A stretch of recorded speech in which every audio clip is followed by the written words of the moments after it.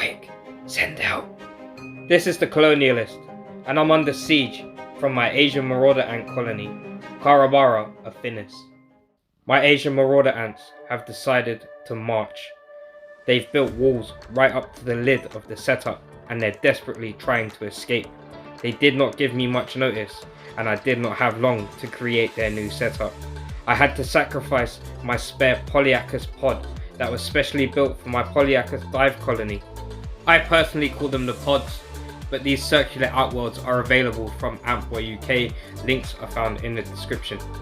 Luckily, I'm always prepared. Blue Peter moment, gravel at the bottom, pierced plastic sheeting, sand, cocoa fibre and hypoaspis miles soil mix with sand on top and more hypoaspis miles added in. That completes it to 10,000 hypoaspis miles predatory mites added into this setup. I presume you have been following the storyline and that you knew that this colony was under attack from phoretic mites. These are blood-sucking mites that attack the ants themselves, and they have done absolutely nothing to slow down this machine of a colony. With construction being completed, the ant one was connected, and as you can see, traffic was flowing both southbound and northbound into the new pod.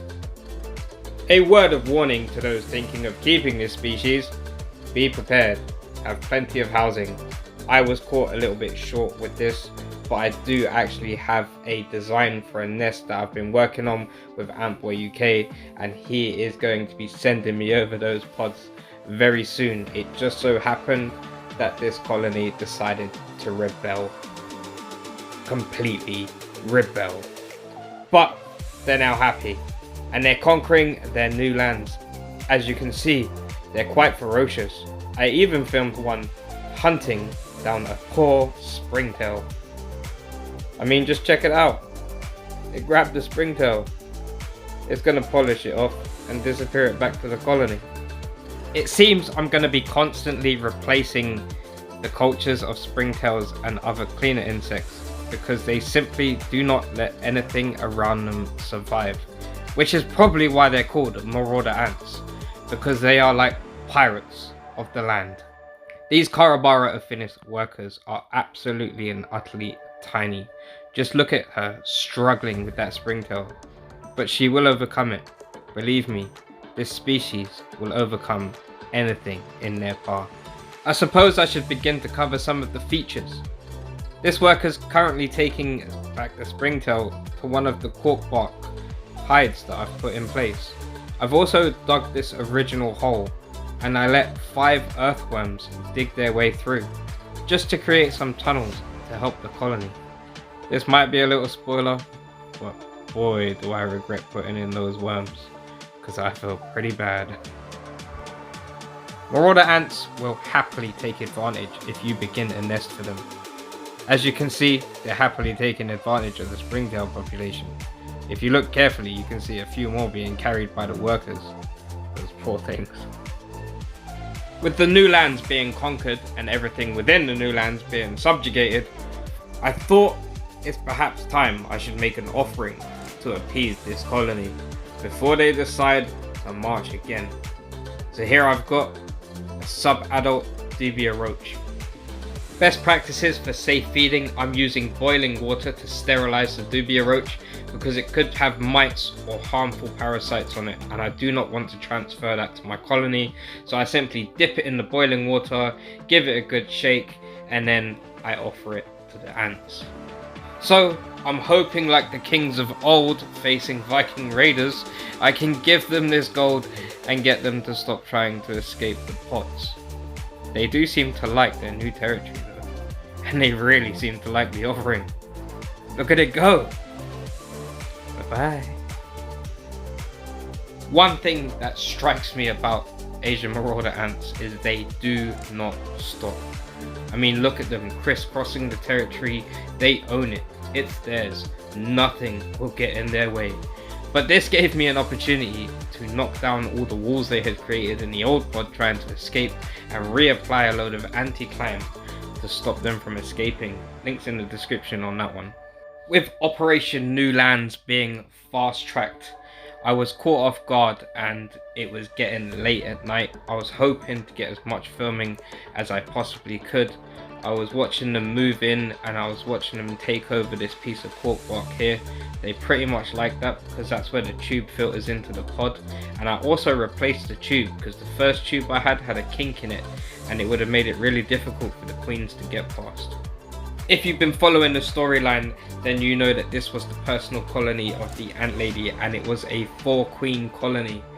And I haven't seen those queens since they moved into the pod and we discovered the ferretic bite problem. So I watched, I waited, I hoped and I prayed. But unfortunately, I did not know what was going to happen that night.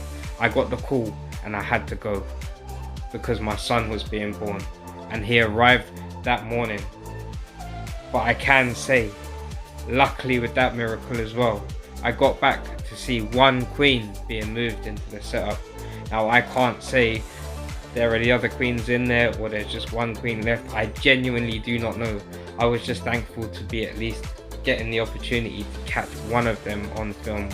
I did watch and wait and hope and pray to catch more, but all I saw was the workers going back and forth and they weren't carrying much between the pods. So fingers crossed it's still a 4-queen colony, but at least I know there's still one surviving queen. I decided to give them another offering since this is day 2 of their new setup and look at how much work they had done. It was during this feeding, which became like a bit of a Laurel and Hardy moment, or perhaps for the younger generation, the Chuckle Brothers. To me, to you. It went back and forth like this for a little while. I just had to watch it, it was quite funny actually. However, through the laughs of watching it go back and forth, it suddenly struck me. Look at the amount of workers getting involved. And soldiers. This colony has not just tripled in size, it has absolutely and utterly exploded. I did not expect to see that many workers, so I thought quick, and I dropped in another offering. This is a Madagascar hissing roach. This is the first time I believe they've had this, and they went a bit mad over it, except all they wanted to do was bury it. So I left my phone recording it, but unfortunately the battery died. So I caught them in the morning, and this is when I saw the worms. And boy, this is where I started to feel bad about adding them to the setup, because they hunted them. There was 5 worms which I added to the setup, and throughout the day, I didn't film it, but I watched them hunt the other 3. But this is 2 of them that they had caught and brought up in the morning. I guess after the busy night of eating a Madagascar hissing roach, they decided to have the earthworms for breakfast. Well, I can safely say keeping Carebara Affinis is anything but boring, because these creatures keep me on my toes. They do not stop, and they are just utterly indestructible. I mean, I was in awe watching this. I know it's sad, I know people can say morally about live feeding. I did not expect them to hunt the worms, but to see it, it was quite incredible to see how they overpower their prey and they win. This brings me to the end of this Asian Marauder adventure. Feel free to check out my website, and until next time, this is the Colonialist signing out.